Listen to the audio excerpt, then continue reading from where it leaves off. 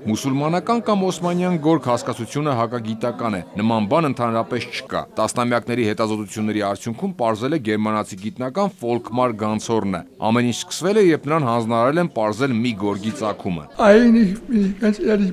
Գրականության մեջ նշվում էր, որ այն մուսուլմանական ծագում ունի, 20 տարի եղել է Արևելքի եւ Արևմուտքի թանգարաններում, ուսումնասիրել մեծաքանակ գրականություն եւ համոզվել, որ այդ գորգը չի կարող լինել մուսուլմանական։ Զարդանախշը պատկանում է հայկական մշակութային տարածքին։ Գանցորնի աշխատությունը կոչվում է քրիստոնյա արևելյան գորգ։ Գիտնականն այդպես էլ չի գտել վաղ շրջանի մուսուլմանական գեթ 1 գորգ, ասում է այդպիսիք չէին էլ կարող լինել։ Այսպես կոչված մուսուլմանական գորգերն իրականում արևելյան քրիստոնյաները, առաջին հերթին հայերն են գործել։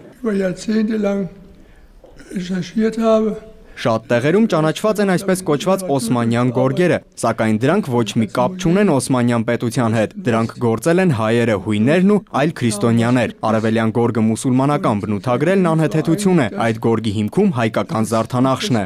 Հայ գորգագործությունն աշխարհին ըստ արժանվույն ներկայացնելու եւ հայկական գորգարվեստի միջազգային ճանաչմանը նպաստելու գործում նշանակալի ավանդի համար նախագահ Սարգսյանը արվեստաբանին պարգևատրում է Մովսես Խորենացի մեդալով։ Գանցորնի հանրագիտարանային աշխատությունում 1000-ից ավելի նմուշներ եւ գծանկարներ կան։ Մենք այսօր աշխարհին տարական ճշմարտություններ ապացուցելու խնդիր ունենք։ Պիտի ապացուցենք, որ մեր խաչքարը մերն է, մեր գորգը մերն է, եւ ահա այս միջոցառումների համալիրի կարևորագույն փուլը ամսի 20-ից նոյեմբերի 20-ից մեկնարկած միջազգային գիտաժողովներ։ Գերմաներեն վերահրատարակությունից բացի բազմահազար տպաքանակով այն հրատարակվել է անգլերեն, ֆրանսերեն ու իտալերեն։ Հեղինակի փափագն է ոչ միայն զրկել արևելյան գորգը հատակի տրորելի կողկրտելի երեսարկ լինելու ճակատագրական փառքից։ Առաջին անգամ բարբարոսի եվրոպացիներն այն քայքայեցին իրենց կոշիկներով,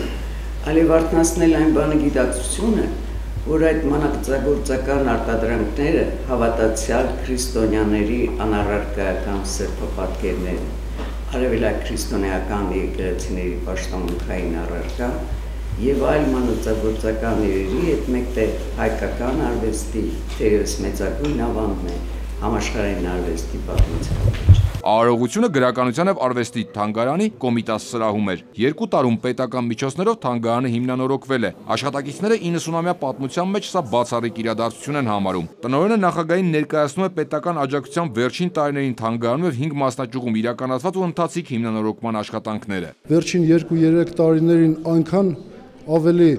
պետական աջակցություն, հոգացություն ցուցաբերվեց թանգարանին եւ նրա 4 մասնաճյուղերին, որքան չէր ցուցաբերվել խորհրդային բոլոր տասնամյակներին միասին վերցրած։ Թանգարանում նոր ցուցադրություն է, 5 սրահ, ուր ներկայացված են հայ գրականությունը, թատրոնը, կինոն, երաժշտությունը։ Շիրվանզադեի աշխատասենյակից մինչև Ադամյանի Համլետի ազդագիր, Բեկնազարյանի ֆիլմերից մինչև ժամանակակից կինո, մոտ 300 տարի, Սայաթնովայից մինչև մեր օրերը։ Վստահ են, որ այցելուների թվով չեն զիջի ազգային պատկերասրահին ու մատենադարանին։ Որտեղ վերջանում է Մաշտոցյան մատենադարանը, այնտեղից սկսվում է գրականության եւ արվեստի թանգարանը։ Այս թանգարանը չի ավարտվում, անընդհատ հարստանում է ժամանակակից արվեստագետների արխիվներով, վերջինս Սոս Սարգսյանինն էր, նվիրել է մայից 15 օր առաջ։ Ցուցանմուշները պատմում են ոչ միայն հայ գրականության արվեստի հարյուրավոր երախտավորների, այլև հայ իրականության մեջ նշանակալի հետք թողած գիտակրթական մշակութային հաստատությունների նշանավոր պարբերականների խմբագրությունների մասին։